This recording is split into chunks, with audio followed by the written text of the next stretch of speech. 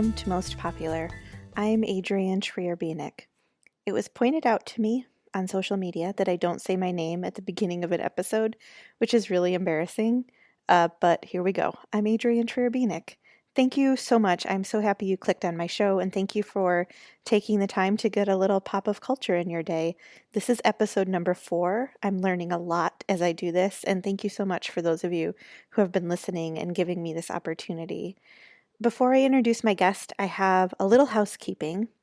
If you go to my website, which is mostpopularpod.com, you can sign up for my newsletter, and I'll be sending out emails with new podcast announcements, bonus material, contests, and calls for guests. If you have an area of expertise related to pop culture, I really would love to hear about it. Right now, I'm looking for people who are experts in the area of camp, and not like camping with like a tent and a fire, but camp like style or ironically bad taste.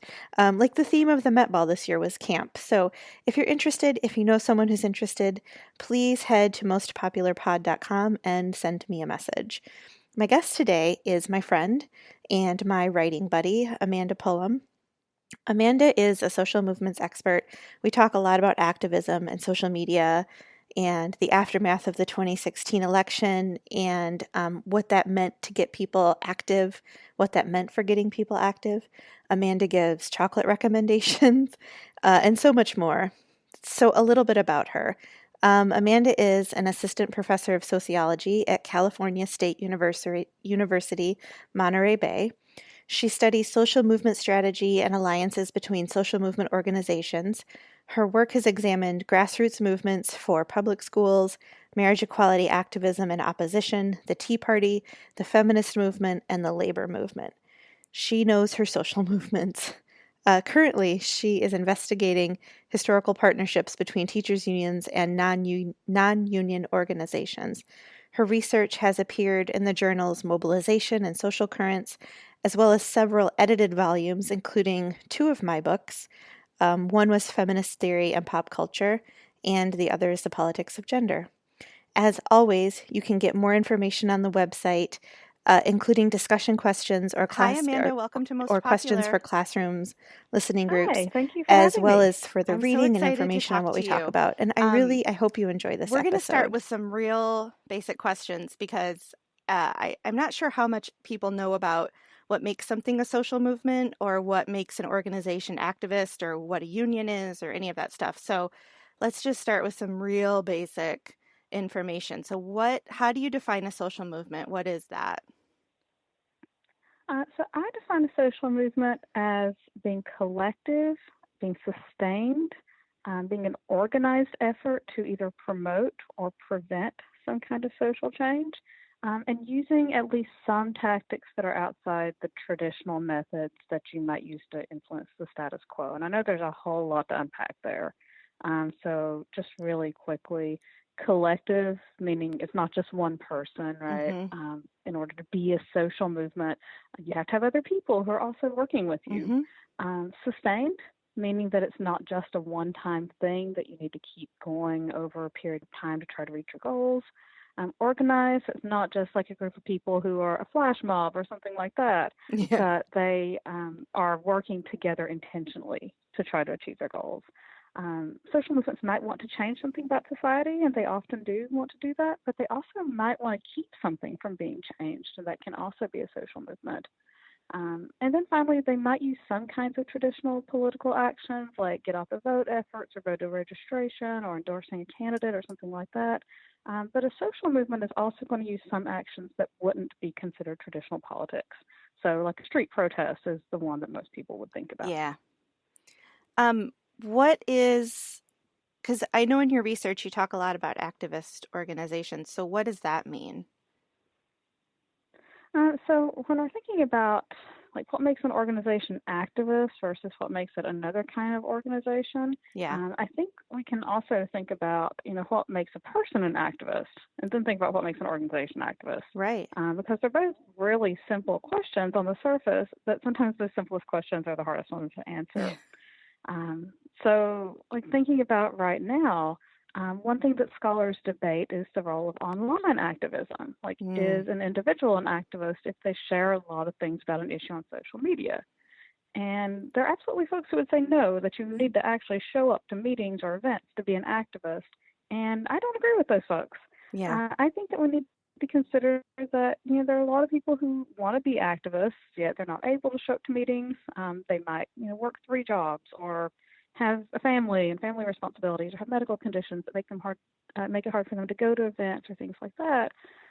So first, in order to define who is an activist, I think we need to take into account, people's needs and ability to participate.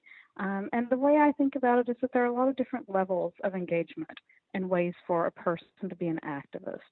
So if someone is consistently working to promote an issue to the extent that they're able to do that, then I think that that individual is an activist. And so going back to the original question, I think that an activist organization is especially defined by that kind of work that's outside of traditional channels. So if you're working in an established like political structure, like your political party, Hmm. you're really engaged with the existing social institutions rather than doing that kind of um, less traditional work, then you might be an advocacy group, you might be an interest group, something like that. And so, of course, there is space for organizations like that in the social change process. And they do absolutely do important work around a lot of different social issues. They just wouldn't really think of what I think of as activist. Does that It's make sense? yeah, it's so interesting that you put it like that because I think one of the big debates in feminist activism and in feminist communities is it enough to speak out about inequality through social media, so Instagram and Twitter and posting about these things. Was listening to a podcast, I think it was a Pod Save America podcast, where they found out that only like 20% of people who are on Twitter are actually like reading the information, which is pretty low. It just means people are aimlessly Mm-hmm. scrolling, I think. But it's a big debate in gender studies communities and in studies of activism for feminism. I tend to think what you do. Which is probably why we're friends. I tend to think that there is something to the push of social media. And, I guess in another way, we also saw that with the 2016 election, right? Like how much social media impacted, and the activism, I guess if you want to call it that, impacted an election or the way people were voting. Mm-hmm. So there is something there. Absolutely. Yeah. Um, Absolutely, and I think that for many people, what they do online, um, sometimes it is what they're able to do. And, as I mhm. mentioned, I think we need to take that into account. But sometimes also it motivates them to do other things too. Yeah. So you might kind of get your feet wet, so to speak, by posting things on Twitter or Facebook. And then maybe that gives you the confidence to go out to a meeting or to talk to your friends in person or to do other things. So it can also be somebody's entire activism. It can be a stepping stone. It can be a piece of their activism. There are a lot of different ways to be an activist. I think that's also something that's connected to like, I think of March for Our Lives, which was not entirely orchestrated using social media, but a lot of it was. I mean, that was really driven by students using social media and getting the word out about what they were doing and where they were doing it in different communities for people to march on the same day.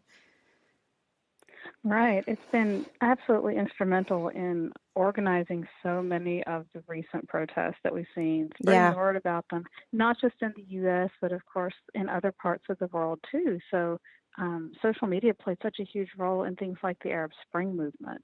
And Mm-hmm. it's absolutely Yes. something that we have to consider in modern activism. And so I think that there is a school of thought that says, well, people are still just kind of doing the same things that they always did, but now they have new technology. Yeah.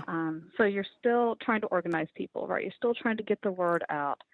You use whatever technological tools you have at the time, but I think that social media opens up opportunities that activists may not have had Mm-hmm. in the past. So, they had phone trees in the past, right? Mm-hmm. People absolutely would call up their friends Mm-hmm. and say, please come to this event. But just thinking about the massive number of people that you can reach using social media. That's something that has not been easy to accomplish in previous eras. Yeah, I like the connection to the history of it. We wrote a piece together for one of my books where we talked about the song "Which Side Are You On?" That was a Ani Hmm. DeFranco song, and it was a cover of a Florence Reese song. And Florence Reese wrote it as a way to organize union workers, right? To get people Hmm. in the know of what they're standing for, what they're doing. And she used this kind of repetitive jingle as a way to let people know. It was like her social media of the time was to write this song and let people It know kind of what's was, going though. on. Yeah. Popular media can spread a message extremely quickly, and it can spread it to an audience that might not otherwise have stopped to listen. hmm I want to talk a little bit I about think that's you. Oh, sorry. No, go ahead. okay. Sorry. No, I was just going to say I think that that's one of the beautiful things about music that has an activist message to it is that even people who don't already identify as activists might listen to that song and they might sort of stop to think. That lyric gets caught in their heads and they kind of turn it over for a while and maybe they see something differently than they used to. I think they do. There's a lot of stuff that supports this idea that music can change your perspective. I mean, even Hmm. just look at the This Is America, the Childish Gambino. I think it's at like some insane number of YouTube views, like 500 million, or I don't know. It's a lot. It's so much that when I bring it up Yeah. in class, students look at me like, "Yeah, I've seen it like 6 times. You don't need to show it to us, you know?" Or they say, "Let's watch We've it already again." seen it. Or they say, "Let's see it again." Um, I wanna talk a little bit about you so we can kind of share how you ended up doing this work. I think it's fascinating how people end up in their area of expertise. Sure, yeah, I can talk about, my background and how I became a scholar in this field. Yeah. I grew up in the rural Appalachian coal fields out in the hmm mountains of rural Virginia. And that area's economy has really been based historically in coal mining and other natural resource extractive industries like natural gas and logging, but hmm coal was huge. And over the last few decades, there have been fewer and fewer jobs available in the coal industry. It used to be that people could graduate from high school or not even graduate from high school, maybe just leave school early and go into the coal mines. And they had extremely dangerous jobs, but those jobs paid really well, and people could support a family doing that. And in more recent times, that's not really the case. Yeah. Um, More often, those jobs are done by machines. hmm If you're going to work in the mines, you need specialized education and training that not everybody is able to get. And so, since there are fewer and fewer jobs available, a lot of people have moved out of the area to find work. And one of the things that did is it left the local school board struggling to fund all of these public schools that were there for the bigger population. And then mm as the population shrinks, what hmm happens to the tax base that keeps those schools open? And so some of the school boards, including the one in my community, wanted to solve this problem by closing some of the schools and sending the kids from those communities to other community schools. And people got really upset about this plan. One of the reasons why they got really upset was because the local school is really important to the community. It has meaning to them. It's a gathering place. It's a sense of identity. Yeah. Other reasons why they were upset were because the schools tend to be really far away, and they didn't want their kids on school buses for a really long period of time. And there are other reasons too, but those are some of the big ones I heard. So when I was in high school, I was actually part of the grassroots movement to try to keep my school from being closed. Mm. And we failed. We were not successful. hmm They actually closed my school and combined it with another school the year after I graduated. But that experience left me wanting to study similar movements in other communities. And later that led to me studying social movements more generally. So when I was in college, I worked at our service learning center and I got to travel to other communities that had experienced the same thing. And I got to talk to other activists who had been involved in stuff like I had been involved in. And so that made me really interested first in this activism around like rural communities and then also in activism around public education. And so I studied opposition to school consolidation, and then later I wrote my dissertation about public school teachers unions. Mm-hmm. And so for me, public education is a really interesting issue because in the U.S., a lot of us go to public schools. The vast majority of us go to public schools. And most people agree that we should have high quality public education for everybody. Mm-hmm. But obviously, we don't all agree on how to achieve that. And so a lot of the research that I've been doing kind of focuses on public education, on how activists make decisions about the actions they're going to take to try to reach their goals, and on activist engagement with other activist organizations, their coalitions, and their partnerships with other groups. It's so it's so interesting that you talk about that connection. What what relationship do you see between social movements and unions, or is there a relationship between a social movement and a union? I see a union as a type of social movement organization, Mm-hmm. but it also has some really key differences from other social movement organizations. And so a union has, of course, various legal rights and responsibilities and restrictions Right. that a social movement organization doesn't have. If you have a union, then your union is legally obligated to bargain collectively on your behalf, assuming that you're in a state where that can happen. It's Mm-hmm. legally defined as a union. So a union has to do that. A union may be prohibited from doing certain things like going on strike, either at all or in certain situations. So some of the tactics that they can use might have legal restrictions on them. And so they have various other types of restrictions and things that have been put upon them by the law Right. that social movements in general don't have. Um, And it also kind of depends on what union you're in. So Mm-hmm. some unions see themselves as very, very social justice oriented, and they care a lot about not just workers' rights, but also broader human rights. And they're going to work for things in addition to the rights of their members. Mm-hmm. There are other unions that their members sort of perceive them as we pay our dues and you bargain a contract for us, and that's all we're going to do.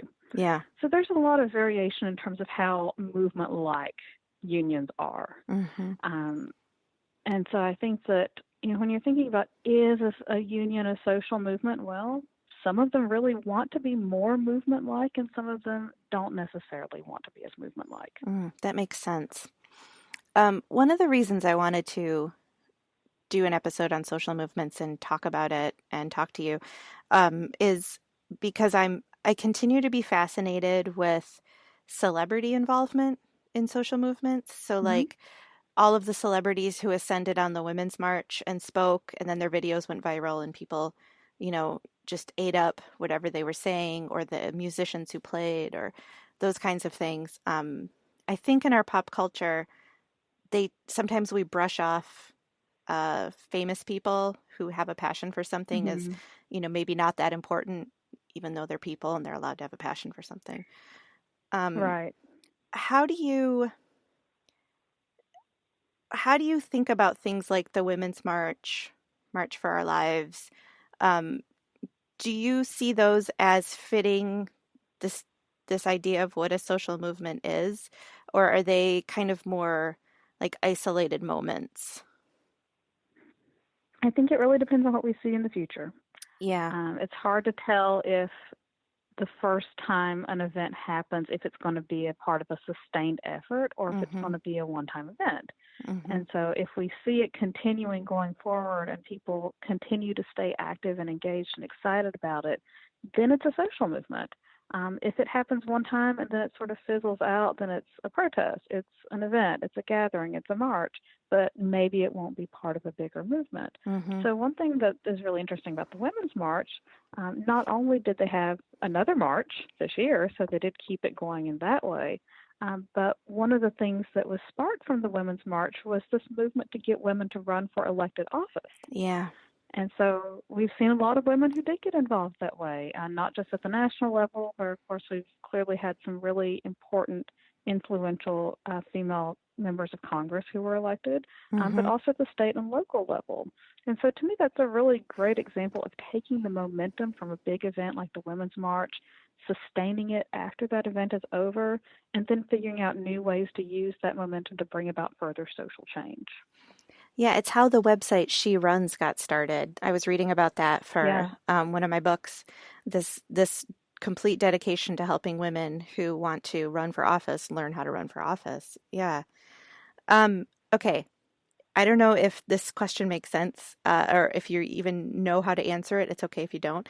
But do you think do you think people make mistakes when they make a social movement, create one, join one? Do you see mistakes being made?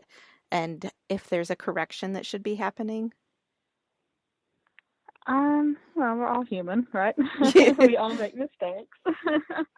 I will say that when I'm talking to my students and other young people about how you get others involved in a social movement, one of the things that I often hear from students is that if we were to just educate the public about this issue, then everybody would be so upset about it and they'd be so passionate about it and they would want to fix it. Mm-hmm. And I think that it's really easy to fall into that mindset, but it doesn't work that way. Educating people about an issue is only the first step. Mm-hmm. So most of us are aware of a lot of things that we think are wrong in the world, and we're probably upset about them. We might get angry about them if we think about them, but most of us are also not activists around all of those issues that we know about. So it takes more than just knowing about an issue to make someone want to be an activist. Mm-hmm. And in fact, researchers have consistently found that the best predictor of whether or not someone will join a social movement is whether or not they have been personally asked to do so. So Really? that means that it's not that they're really angry. Mm-hmm. It's not that they're really sad or even necessarily that they have tons and tons and tons of free time. Most of us are motivated to go to an event if our friends are going. So Yeah. we might even go to an event we don't even know much about if our friends are going. And then while we're there, we learn more about the issue. Mm-hmm. So while I think it is really, really important to raise awareness and educate people on the issues, I think it's even more important to invite your friends to your meeting or your rally, whatever you're holding. Get them to come with you. Get them to learn more about it while they're there. Get them involved in that social network because those personal connections between people are what really drive a movement and drive people to want to be involved. Yeah, click that repost like button on Instagram and send people over. Not just click the repost button, but then also tell them that you're having an event on Friday and please come with me. You can even carpool with me. And bring 3 other people. Yeah. Bring 3 other people. We'll have some cookies. I am a strong believer that if you feed people, they will show up. They will be there. I have been teaching long enough. I know that students will come for free food. Listen, I've been in meetings where they've said there'll be pizza, and I'm like, suddenly I'm not dreading this. I'll go. Um, there are lots of, I think I just gave a few examples of unions or protests in pop culture. Do you have any favorites, or do you have anything that stands out to you? Oh gosh. Well, so as to not keep this interview going for a few hours, I guess the first pop culture reference that comes to my mind is Les Mis. Maybe my Really? pop culture references are a little too niche. Yeah. But I wrote a lot of my dissertation while listening to Les Mis. But And so for that those who makes aren't familiar with it, that makes sorry. perfect sense. It makes perfect sense. I'm sorry, go ahead. Yeah, just for people who aren't familiar with it, Les Mis is set during a revolutionary period in Paris, and several of the characters are involved in that insurrection. And Victor Hugo, who wrote Les Mis, was a supporter of that rebellion. And so I definitely wrote a lot of the dissertation while listening to various songs from Les Mis and singing along, and it kind of kept me going. So that seems to be the first one that comes to my mind. As far as things that are more recent than 19th century France, I'm a big fan of musical theater, and I think about like Green Day's album American Idiot, which was actually made into Hmm. a musical. And that's another way that people who might not have listened to popular music but might be into theater can hear this very overtly political message Hmm. that the music had to it. And so even more recently, we've seen popular music explicitly engaging with the current presidency. Mm-hmm. Well, of course, we see popular music that is engaging with politics in every era. But I would especially highlight this feminist artists like Dessa, like Oh, Janelle Monáe, yes. Fiona Apple, Lady Yes. Gaga. They've been singing about the problems they see in our society. So I guess to get back to the question, when I think about protests in popular culture, I don't really think about movies or TV shows that show people protesting. I tend to think about media that's intentional about engaging with the issues and is trying to inspire people to act. I was in Edinburgh in Scotland last summer, and it was during their Fringe Festival, which is a big theater festival. And Oh, that's cool. yeah, the first play that we went to, or musical that we went to, was called Trumped the Musical. And the first the first song was there's the intro song in oh goodness, I'm blanking on the name of the film, but the song is Another Day of Sun, and they changed the Mhm. lyrics to Another Day of Trump. They changed My Shot from Hamilton to My Mhm. Pot, and they had a scene of Hillary Clinton had escaped to the mountains and she was just going to get high, and that's how she was going to forget about everything. They did a really Oh, that's great. I We, s- we could spend an entire episode talking about parody and the use of parody oh, in popular totally. culture. Totally. They did such a great job. I walked out of there going, these were all they were all British and Scottish actors, and how do they figure out what it feels like to be living in this time in America right now? It was great. Okay, so this is the Well, and question. I think people in the UK probably have some parallels. Oh, sure, it's true. They've got Brexit. Sorry, UK. I'm not trying to insult you. Um, so this is the question I ask everybody. Who or what do you think should be voted most popular? Well, I told you I'm a huge chocolate lover. So I'm Yeah. going that direction. I think that everybody should know about Tony's Choco Lonely. This is a Dutch company, and it will connect back to activism, I promise. Okay. Their mission is to stop child labor and human trafficking that happens on some cocoa farms. Oh, So cool. they want to make sure that cocoa growers have safe working conditions and fair pay. That everyone is there of their own free will and they're adults, and they're being treated correctly and fairly. Mm-hmm. And there are absolutely other companies that also work for those things. So I really like Tony's because they also make some really great chocolate. Excellent chocolate for social justice. Everybody wins. That is the best way to end. Thank you so much, Amanda. Thank you for being on my podcast. Thank you for being my writing buddy, and I'm so excited we got to do Oh, this. thank you. I enjoyed it. Once again, I'd like to thank my guest, Dr. Amanda Pullum. You can check out more on my website, mostpopularpod.com. I'm also on Instagram at mostpopularthepod, Twitter at mostpopularpod, and Facebook at mostpopular. And if you liked this episode, please subscribe, rate, and review on iTunes. I'll see you next time.